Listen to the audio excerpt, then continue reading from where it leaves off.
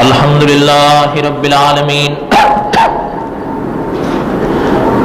الصلاۃ والسلام علی سید الانبیاء والمرسلین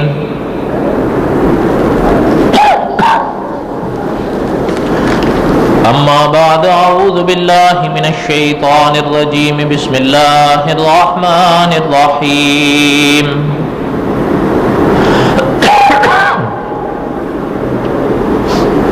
فأزلهما الشيطان عنها فأخرجهما مما كانا فيه وقلنا اهبطوا بعضكم لبعض عدو ولكم في الأرض مستقر ومتاع إلى حين صدق الله العظيم وبلغنا رسوله النبي الكريم ونحن على ذلك لمن الشاهدين والشاكرين والحمد لله رب العالمين اللهم صل على محمد وعلى آل محمد كما صليت على إبراهيم وعلى آل إبراهيم إنك حميد مجيد اللهم بارك على محمد وعلى آل محمد كما باركت على إبراهيم وعلى آل إبراهيم إنك حميد مجيد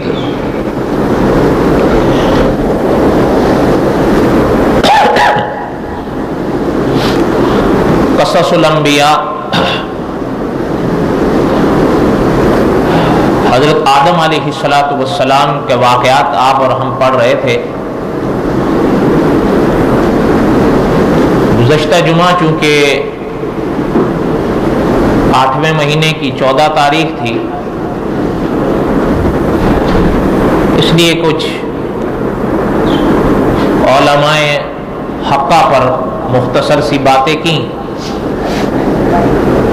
اس لیے جو ہمارا گزشتہ جمعے کا رکا ہوا سبق تھا اس کو آج ہم پھر آگے چلاتے ہیں. گزشتہ سے پیوستہ جمعہ ہم یہاں تک پہنچے تھے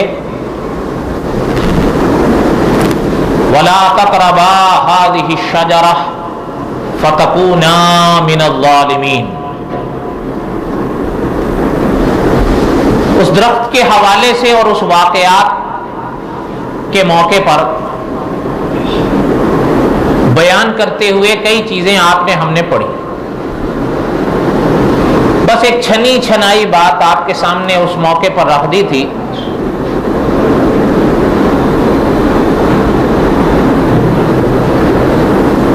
وَلَا تَقْرَبَا هَذِهِ الشَّجَرَةَ. جب اللہ تعالیٰ نے حضرت آدم علیہ السلام کو منع فرمایا اور حضرت حوا علیہ السلام کو بھی منع فرمایا کہ اس درخت کا پھل نہیں کھانا ہے، پاس ہی نہیں جانا ہے، کھانا تو دور کی بات رہ گئی.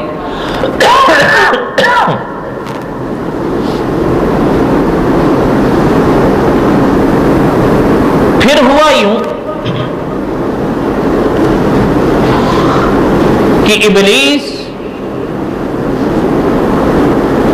چونکہ یہ حسد کی آگ میں آیا،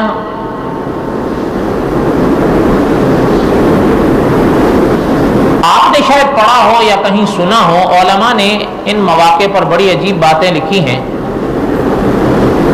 کہ آسمان کی دنیا ہو یا اس زمین کی، دونوں ٹھکانوں پر سب سے پہلے جو گناہ ظاہر ہوا ہے وہ حسد ہے.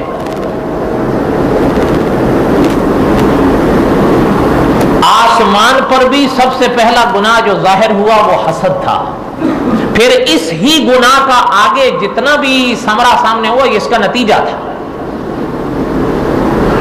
سب سے پہلے ابلیس کو حسد پیدا ہوا حضرت آدم کی شان دے، اور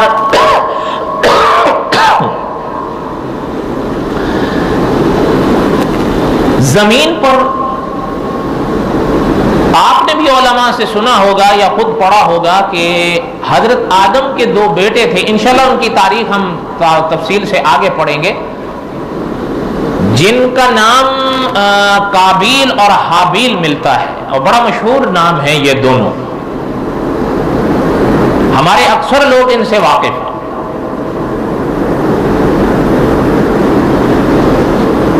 اس موقع پر بھی اکابر نے فرمایا جو سب سے پہلا گناہ قابیل سے سامنے آیا وہ حسد تھا، بنیاد میں حسد تھا، آگے جو ہوا وہ اس کا نتیجہ تھا۔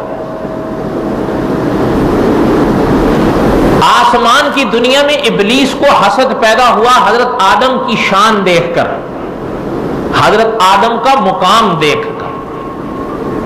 آپ غور فرمائیں نا کہ جو کلام پاک میں وہ کیا کہتا ہوا آپ کو سنائی دیتا ہے کہ اپنا اس کے الفاظ جو قرآن پاک نے بیان فرمائے ہیں، انا خیر منہ، میں ان سے اچھا ہوں۔ اور اس نیچے کی دنیا میں بھی قابیل کو حسد پیدا ہوا حابیل سے۔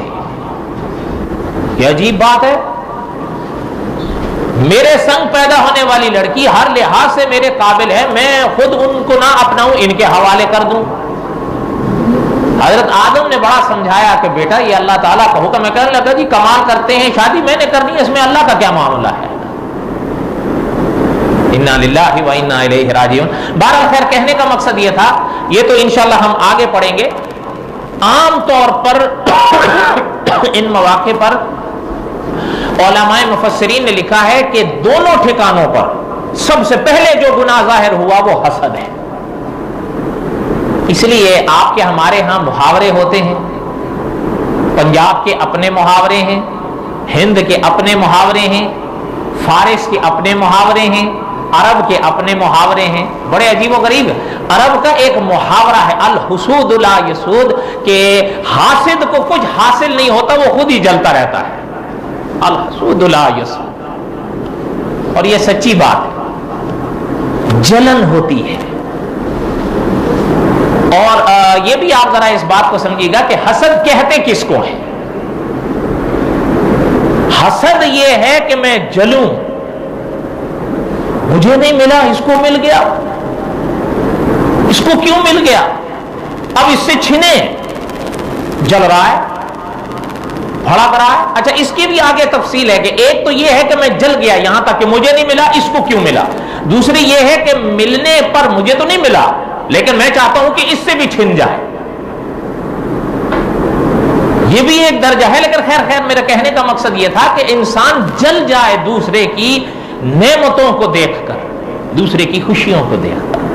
اچھا ایک اور ہے، یاد رکھیے گا کہ آپ اور ہم اپنے کسی بھائی کا اچھا گھر دیکھتے ہیں، ان کی اچھی اولاد دیکھتے ہیں، ان کی دولت دیکھتے ہیں، ان کی عزت دیکھتے ہیں، تو ہم کہیں کہ اللہ تعالیٰ آپ ان کو اور مزید نصیب فرمائیں اور ہمیں بھی نصیب فرمائیں، آپ کے لیے کوئی مشکل ہے، یہ جائز ہے، یہ حسد نہیں ہے۔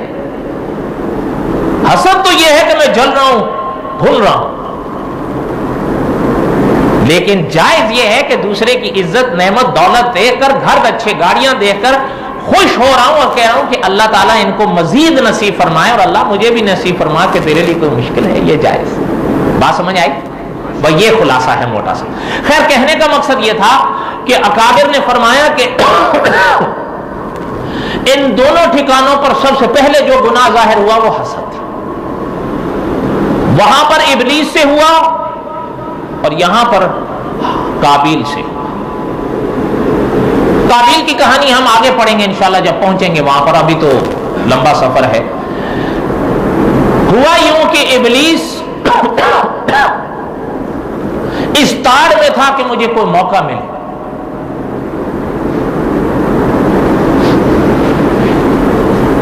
اب قرآن پاک نے کئی واقعات بیان فرمائے، ذرا غور سے سمجھیے گا، لیکن ایک چیز سنگ سنگ یہ بھی سمجھتے پڑھتے جائیں، انبیاء کی پاک بارگاہ بڑی نازک ہے، یاد رکھیے گا۔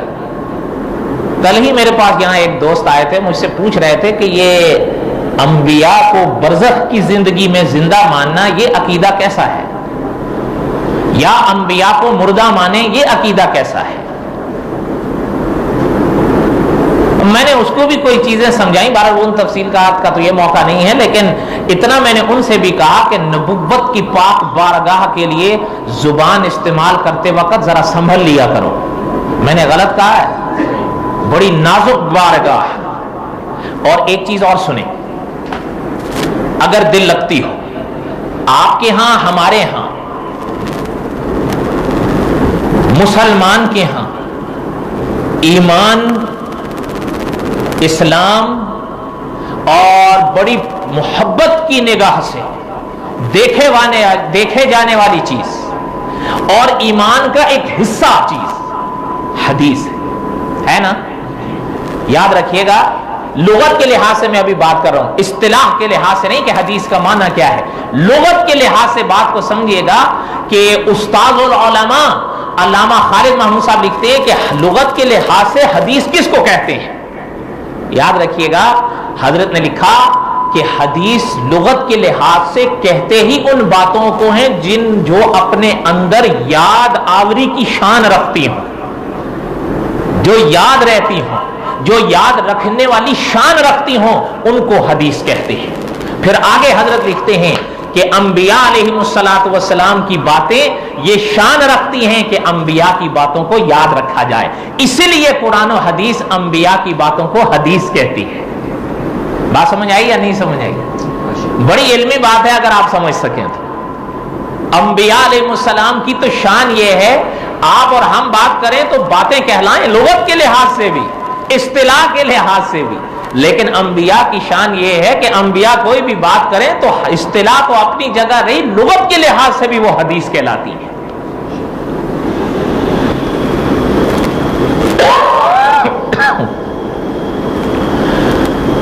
قرآن پاک میں اللہ تعالیٰ نے ارشاد فرمایا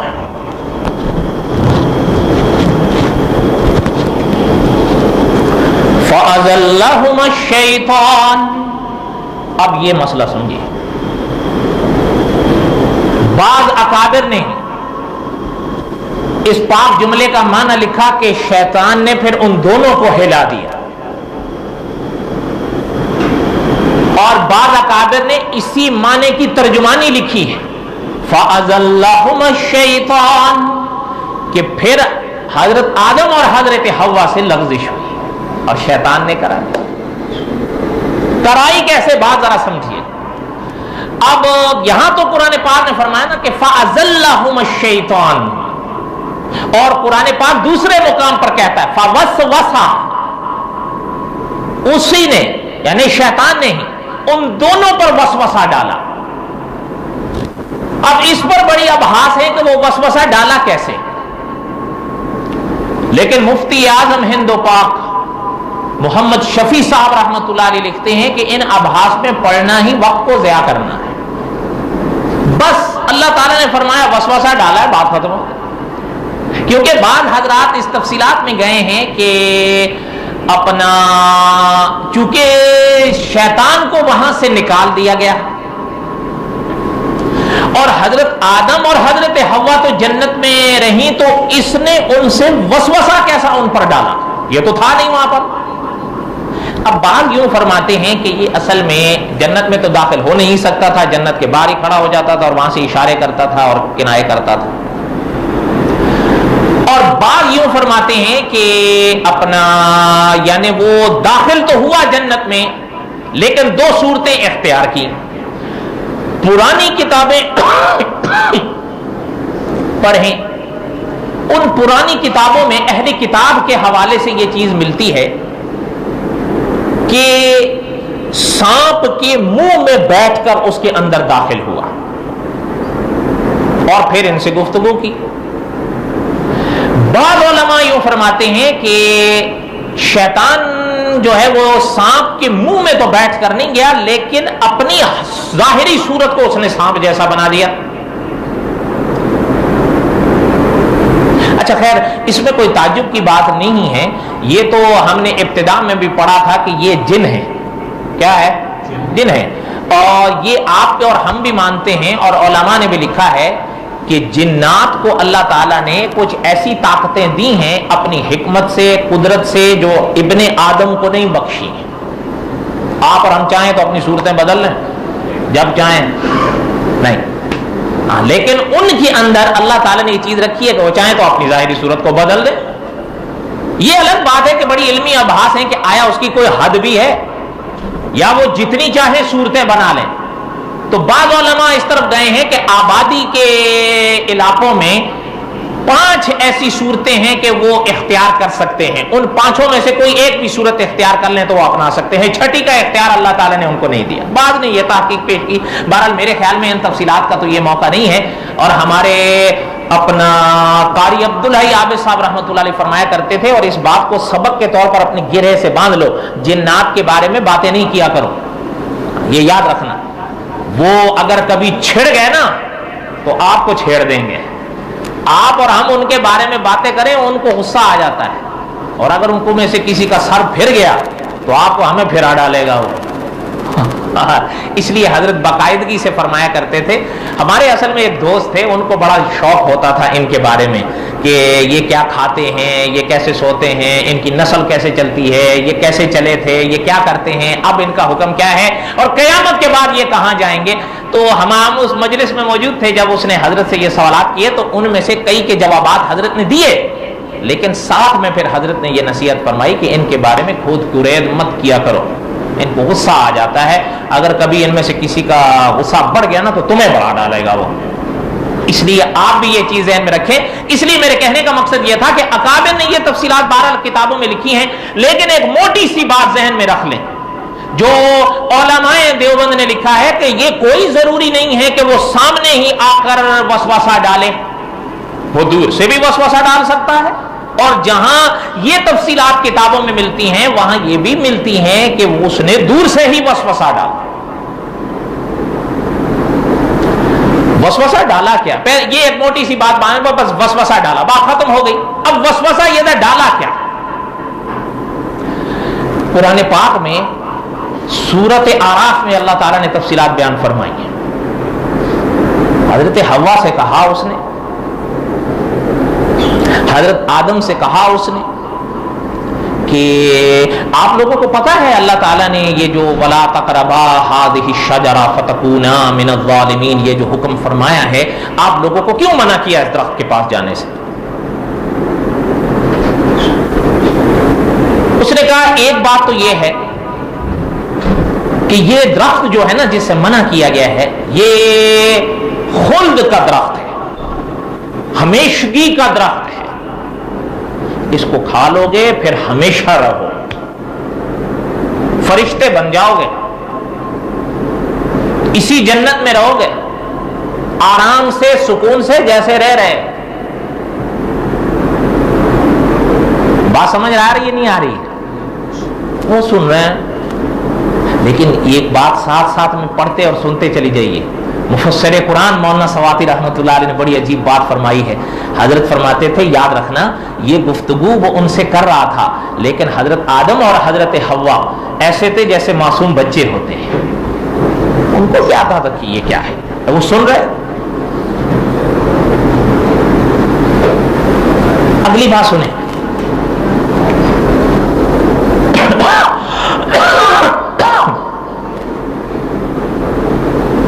ایک اور بات جو اس نے کہی، جس ذریعے سے اس نے کہی، بعض علماء مفسرین نے اس کی اور تفصیلات بھی بیان فرمائی، جس سے حضرت آدم کو لغزش ہوئی اور لغزش لگی. تھوڑا سا آپ جا کر سنیں نا. آپ نے کبھی بیری کا درخت دیکھا ہے؟ دیکھا ہے یا نہیں دیکھا ہے؟ ایک دیکھا ہے یا کئی دیکھے ہیں؟ آپ کا اور ہمارا جو ملک ہے اس میں بیری کے جو درخت ہیں وہ صرف ایک ہی جگہ پر ایک ہے یا پورے ملک میں سینکڑوں ہوں گے؟ ایسا ہی ہے نا؟ اچھا پھر غور کریے گا. اسی طرح صرف میں نے مثال کے لیے بیری کا درخت کہا ہے، ورنہ اور بھی درخت ہیں، شہتوت کے ہیں، اب ریشم کے حوالے سے کئی چیزیں بیان کی جاتی ہیں، لیکن اور بھی آم کے درخت ہوتے ہیں اور اس چیزوں کے. کہنے کا مقصد کیا ہے کہ ایک جگہ پر ایک ہی درخت ہوتا ہے یا ایک علاقے میں ایک باغ میں سینکڑوں درخت ہوتے ہیں؟ یہ بات سمجھیے. اب اگلی بات سمجھیے. اس पाक आयत में जो फरमाया गया था, वला तक़रबा हाज़िही शजरा, उसका कहना क्या था? उसने कहा आप गलत समझे हो, अल्लाह ताला ने सिर्फ इस एक खास दरख्त के पास जाने से और फल खाने से मना किया था, इससे मिलते जुलते उस दरख्त से थोड़ा मना किया था। बात समझ आ रही है नहीं आ रही? उलमाए मुफस्सिरीन ने फरमाया कि वहां जो लफ्ज था वला तक़रबा हाज़िही शजरा, कि इस दरख्त के करीब नहीं जाना, फल नहीं खाना, तो उसने ये बात हजरत आदम के आगे इस तरह रखी कि अल्लाह ने जो आपको मना फरमाया तो इस खास इसी दरख्त से मना किया है, इससे मिलते जुलते अगले दरख्त से थोड़ा मना किया है। समझ आ रही बात या नहीं समझ आ रही? इसी की बात तफसीलात उलमा ने यूं भी बयान फरमाई है, अगर समझेगा ध्यान दीजिएगा। सहाबा फरमाते हैं, उलमा ने लिखा आप सल्लल्लाहु अलैहि वसल्लम तशरीफ फरमा थे, एक हाथ में सोना पकड़ा और एक हाथ में रेशम पकड़ा, और मेरी तरफ देखिएगा, हुजूर ने यूं फरमाया ये सोना ये रेशम हराम है। एक हाथ में हुजूर सल्लल्लाहु अलैहि वसल्लम ने सोना पकड़ा और एक हाथ में हुजूर सल्लल्लाहु अलैहि वसल्लम ने रेशम पकड़ा, और यूं इरशाद फरमाया कि ये सोना ये रेशम हराम है। क्या मैं आपसे पूछता हूं, उलमा ने भी सवाल किया है, क्या सिर्फ वही सोना वही रेशम मर्द के लिए हराम था जो हुजूर के हाथ में था, या सारा? मिल के बोलो। अच्छा, वो सिर्फ हुजूर अलैहिस्सलाम के जमाने तक था या कयामत तक है? बात समझ आ रही है नहीं? हालांकि हदीस पाक के अल्फाज आप देखें तो वहां आपको समझ में आएगा, आप सल्लल्लाहु अलैहि वसल्लम ने फरमाया ये सोना ये रेशम हराम है। क्या इसका कोई ये माना ले सकता है कि सिर्फ वही सोना वही रेशम हराम था जो हुजूर के हाथ में था? नहीं, इसका माना ये है कि हर सोना हर रेशम हराम है। अब लफ्ज ये था कि इस दरख्त के करीब नहीं जाना, उसने ये कह के हजरत आदम को धोखा दिया कि अल्लाह ताला ने आपको इस दरख्त के पास सिर्फ जाने से मना किया था, उसके पास थोड़ा जाने से मना किया था। बात समझ आई या नहीं समझ आई? एक बात। दूसरी बात उलमाए मुफस्सिरीन ने एक और लिखी, बच्चे होना छोटे हैं, इनके लिए मां के दूध का हुक्म है, इल्ला कोई मजबूरी। कितनी मुद्दत तक? कितनी मुद्दत तक? जवाब दो आ गए हैं आपकी तरफ से, दोनों अपनी अपनी जगह ठीक है। जो पहले जिन्होंने बताया है वो भी, और जो दूसरा की जिन्होंने बताया है वो आखिरी है। इमाम आजम अबू हनीफा रहमतुल्लाह अलैह के नजदीक वो क्या है? वो आखिरी। और बोलो ना, वो क्या है? आखिरी है। जैसे मिसाल के तौर पर अभी आप और हम जुमे की नमाज अदा करेंगे ना इंशाअल्लाह, आधा घंटा पहले जुमे का वक्त शुरू हुआ है, शुरू होते ही खत्म रहेगा ना? असर के वक्त के शुरू होने तक रहेगा या नहीं रहेगा? अच्छा, अब मैं आपसे पूछता हूं कि यानी इसी के हवाले से इस बात को समझिए कि जो दूध की मुद्दत, वो जो उन साहब ने बताई, इमाम साहब रहमतुल्लाह अलैह के नजदीक वो आखिरी किनारा आखिरी मुद्दत है। अब इस बहस में मत पड़े।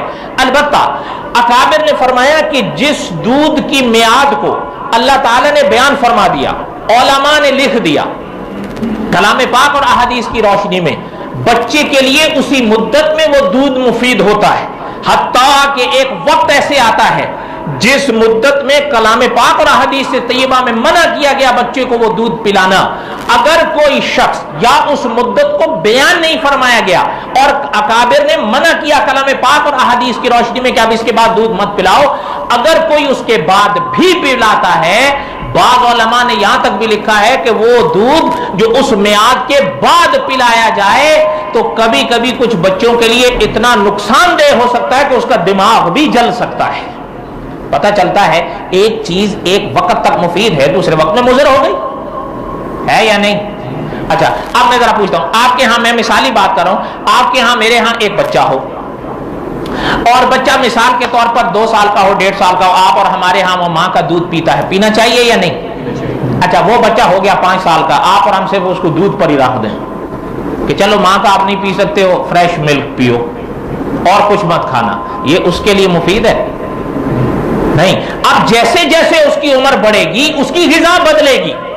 اب یہی چیز اس نے حضرت آدم کے آگے رکھی کہ جب آپ پیدا ہوئے تھے اس وقت آپ کی تخلیق کے پہلے مراحل اور ابتدائی مرحلے تھے، اللہ تعالیٰ نے آپ کو اس لیے منع فرمایا تھا، لیکن اب تو آپ آگے بڑھ چکے ہیں، آپ کی عمر بڑھ چکی ہے، آپ بڑے ہو چکے ہیں، وہ ممانعت ابتدائی دور کے لیے تھی، اب وہ ممانعت نہیں رہی ہے، اب آپ کھا سکتے ہو۔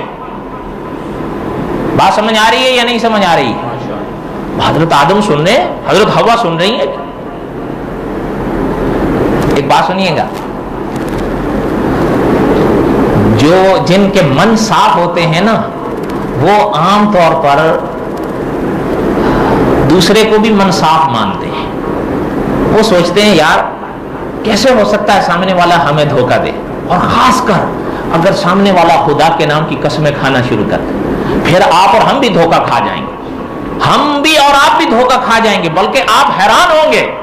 امام ابن کثیر رحمۃ اللہ علیہ نے اہل علم کا فرمان لکھا ہے کہ جب بھی کسی شخص نے خدا کے نام کی قسمیں کھا کر ہم سے باتیں کی، ہم دھوکہ کھا گئے۔ یہ بات میں آپ سے کیوں کہہ رہا ہوں؟ جہاں اس طرح اس نے حضرت آدم کے آگے اور حضرت حوا کے آگے یہ باتیں رکھی، وہاں قرآن کہتا ہے وَقَاسَمَهُمَا، قسمیں کھا رہا ہے حضرت آدم کے آگے، حضرت حوا کے آگے، وَقَاسَمَهُمَا، قسمیں کھا کھا کے کہہ رہا ہے کہ آدم میں آپ کا خیر خواہ ہوں۔ کیا ہوں؟ میں آپ کا خیر خواہ ہوں۔ اور یہ نہیں صرف کہہ رہا کہ صرف قسمیں کھا، صرف یہ کہہ رہا ہے کہ میں نہیں، قسمیں کھا کھا کر حضرت آدم کو یہ یقین دلا رہا ہے کہ میں تو آپ کا خیر خواہ ہوں، میں تو چاہتا ہوں آپ جنت میں رہو، میں تو چاہتا ہوں آپ ہمیشہ سکھی رہو، میں تو چاہتا ہوں ہمیشہ خوش رہو، میں تو چاہتا ہوں کبھی موت نام کی شے آپ کے پاس بھٹکے نہیں۔ وَقَاسَمَهُمَا، قسم کھا کے کہہ رہا ہوں کہ میں سچ ہوں۔ اور آگے کہتا ہے انی لکما لمن الناصحین، میں تو آپ کا خیر خواہ ہوں۔ سمجھ رہے ہیں بات؟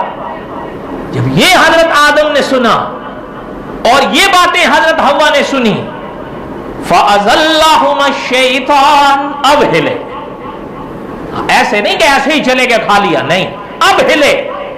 اور سورت طٰہٰ میں 16ویں پارے میں سورت طٰہٰ آتی ہے، سورت طٰہٰ کی آیت نمبر 115 ہے، اس میں جو لفظ اللہ تعالیٰ نے ارشاد فرمایا ہے فَنَسِیَ کا، اس کی تفسیر میں پہلے پارے کے موقع پر مفتی اعظم ہند و پاک محمد شفیع صاحب رحمۃ اللہ علیہ لکھتے ہیں کہ یہ پاک لفظ اس بات کا احتمال دے رہا ہے کہ حضرت آدم کو وہ نہیں اس وقت یاد نہ رہی۔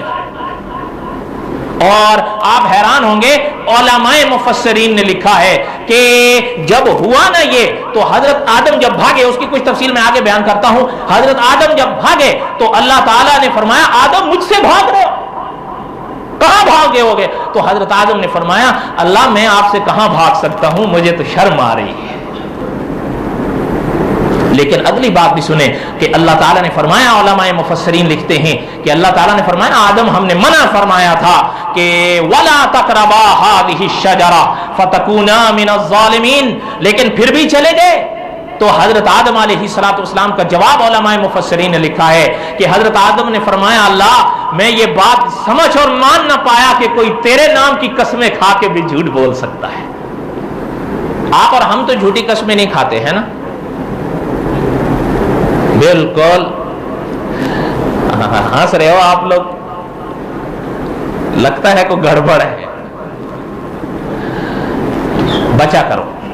بلکہ اکابر یوں بھی فرماتے ہیں جھوٹی قسم تو دور کی بات ہے، بات بات پر بھی قسمیں نہیں کھایا کرو۔ یاد رکھیے بات بات پہ بھی قسمیں نہیں کھایا کرو، چاہے وہ بات سچی بھی ہو، احتیاط کرو۔ اور جو جھوٹ ہے اس پہ تو بالکل نہیں کھاؤ۔ اور اگر خدا نہ کرے کبھی کسی نام کی قسم کھانی پڑے تو سوائے اللہ پاک کے نام کی کسی اور کے نام کی قسم جائز نہیں ہے۔ سمجھ آئی یا نہیں آئی؟ بلکہ آپ اور ہم تو ہر موقع پر قرآن اٹھا لیتے ہیں، بعض علماء نے یہاں تک بھی لکھا ہے کہ قرآن پاک کی قسم کھانے سے بھی بعض اکابر نے منع کیا ہے۔ سمجھ آ رہی بات یا نہیں آ رہی؟ اور آپ تو شاید مانو گے نہیں، خدا کے نام کے سوا کسی اور کے نام کھانے کو یہ حدیث میں شرک فرمایا گیا۔ ہمارے ہاں تو خیر شرک ایک معمولی شے ہے، کیا فرق پڑتا ہے. بلکہ آج کل تو آپ نے پڑھا نہیں ہے کہ کئی لکھتے ہیں، کہتے ہیں حضور علیہ السلام کی امت سے کبھی شرک ہو ہی نہیں سکتا، اور اس پر حدیث بھی لکھتے ہیں. اچھا، کیا ان محدثین نے اس حدیث کا یہی معنی لکھا ہے کہ قیامت تک جو بھی حضور کا امتی ہے وہ شرک نہیں کر سکتا؟ یہ آج کل کے نئے مجتہد. تو دعا کرو اللہ تعالیٰ آئندہ خیر کرے. یاد رکھیے گا اس حدیث کا یہ معنی نہیں ہے. جو یہ معنی کر رہا ہے کہ حضور کی امت قیامت تک شرک کر ہی نہیں سکتی، وہ اس حدیث کا غلط معنی کر رہا ہے. کوئی شخص اگر شرک کرے گا وہ شرک ہوگا. اس لیے خدا کے پاک نام کے سوا کسی کے نام کی قسمیں کھایا نہیں کرو. اگر کہیں قسم کھانی پڑ رہی ہے صرف اللہ کے نام کی جائز. بات سمجھ آ رہی ہے؟ اور یہ لحاظ کر کے کیا کرو کہ اللہ نے قیامت کے دن آپ سے اور ہم سے اس قسم کے بارے میں پوچھنا ہے. ہاں یہ یاد رکھیے. یہ جو آپ اور ہم پانی یوز کرتے ہیں نا، پانی، آپ سنیں ایک لفظ میری طرف دھیان دیں. ایک لفظ ہوتا ہے سائل، ایک لفظ ہوتا ہے سوال، اور ایک لفظ ہوتا ہے مسئول. سوال کون سا لفظ ہے؟ میں نے آپ سے کچھ پوچھا، سوال ہو گیا. اچھا، ایک ہے سائل، میں نے آپ سے کچھ مانگا. ایک ہے مسئول. مثلا میں نے آپ سے کچھ مانگا اور آپ نے مجھ سے پوچھا کیوں مانگ رہے ہو. سمجھ رہے ہو یا نہیں؟ یہ مسئول ہے. پانی، علماء لکھتے ہیں یہ مسئول شے ہے. قیامت کے میدان میں اس کے بارے میں پوچھ ہوگی. اس لیے جب بھی پانی استعمال کرو دھیان سے کرو. جب بھی پانی استعمال کرو ہمیشہ یہ عقیدہ رکھو کہ ایک دن آنا ہے، خدا کی بارگاہ میں جانا ہے. اور آج آپ اور ہم زندگی کے 24 سینکڑوں گھنٹے گزار چکے ہیں. اب بوڑھا تو میں بھی ہو گیا ہوں. کئی لوگ میری شکل دیکھ کے غلط اندازے لگا رہے ہیں. میں کنارے لگا ہوا ہوں. جو آپ کے اور میری عمر کے یہاں بابے بابے بیٹھے ہیں نا، میں ان سے کہہ رہا ہوں آپ جو ینگ جنریشن ہے وہ تو کہتے ہیں جی ابھی تو جوان ہے. اللہ جوان رکھے آپ کو، لیکن جب اس کی طرف سے آواز آتی ہے جوان بوڑھا نہیں دیکھا جاتا. جب میعاد ختم سو ختم. اس لیے یہ بات ہمیشہ ذہن میں رکھنا، زندگی میں اللہ نے جو ایک سیکنڈ بھی دیا ہے، اگر قیامت کے دن اس کے بارے میں پوچھا گیا، اور حدیث بھی سامنے رکھنا کہ اگر یہ پوچھا گیا کہ یہ کام کیوں کیا تو سمجھ لو کہ کیا ہے. اس لیے اب وہ حضرت آدم علیہ السلام فرمانے لگے اللہ میں نہیں یہ چیز سمجھ سکتا، کوئی تیرے نام کی بھی جھوٹی قسمیں کھا سکتا. اس لیے یہ بات ذہن میں رکھیں کہ حضرت آدم علیہ السلام سے لغزش ہوئی، گناہ. یہ چیز ہمیشہ یاد رکھیں. انشاءاللہ اس پر میں کچھ باتیں اگلے جو میں بیان کروں گا، لیکن یہ عقیدہ رکھو حضرت آدم سے گناہ نہیں بلکہ لغزش ہوئی ہے. اور قرآن پاک بھی فَأَزَلَّهُمَ الشَّيْطَانُ کا لفظ استعمال کرتا ہے. آپ اور ہم صبح شام گناہ کا لفظ استعمال کرتے ہیں. استاذ العلماء علامہ خالد محمود صاحب لکھتے ہیں، اور حضرت نے فرمایا اگر کبھی یہ بات یا یہ واقعہ بیان بھی کرنا پڑے تو یوں کبھی نہیں کہنا کہ حضرت آدم سے حضرت حوا سے گناہ ہوا، بلکہ کہنا ان سے لغزش ہوئی. کیا ہوئی؟ اور اس طرح اس نے، اور اللہ تعالیٰ کے نام کے حوالے سے وہ دھوکہ کھا گیا. ایک بات چلتے چلتے بتاؤں، مولانا ادریس کاندلوی رحمت اللہ علیہ کی بات بتا رہا ہوں. ان کے ایک صاحبزادے تھے، یہ واقعہ بڑا مشہور ہے حضرت کا. پتہ نہیں آپ مانے نہ مانے، پتہ نہیں مانے نہ مانے، ہم نے اپنے بڑوں سے سنا ہے کہ عالم یہ ہوتا تھا کہ گھڑی اگر ہے نا، گھڑی دیکھ کے وقت نہیں بتا پاتے تھے کہ کیا وقت ہوا ہے. دنیا کے لحاظ سے یہ عالم تھا، لیکن ہمارے اکابر فرماتے ہیں پوری بخاری زبانی یاد تھی. سبحان اللہ نہیں کہنا منع ہے. ان کے پاس بیٹا ایک آتا تھا تقریباً ہر روز. چھوٹا تھا وہ بھی، نادانی کا وقت ہوتا ہے. آ کے کہتا تھا ابا مجھے 5 روپے، اس زمانے کے 5 روپے، کہ ابا مجھے 5 روپے دیں، میں نے سائیکل میں پیٹرول ڈلوانا ہے۔ کس میں پیٹرول ڈلوانا ہے؟ حضرت نکال کے دے دیتے۔ کوئی دن ہو گئے، ایک دن کوئی صاحب مولانا ادریس کاندلوی رحمۃ اللہ علیہ سے ملنے آئے۔ حقیقت ہے میں جھوٹ نہیں بول رہا ہوں، میں نے حضرت کی قبر کی زیارت کی ہے، آج بھی آپ کھڑے ہو کر دیکھ لو حضرت کی قبر پہ نور برستا ہے۔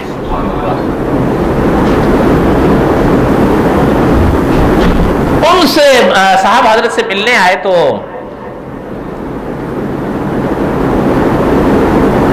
وہ بیٹھے ہوئے تھے، حضرت سے گفتگو کر رہے تھے، تو یہ صاحب آئے بیٹے ان کے، تو کہنے لگے کہ ابا 5 روپے دیں، مجھے سائیکل میں پیٹرول ڈالوانا ہے۔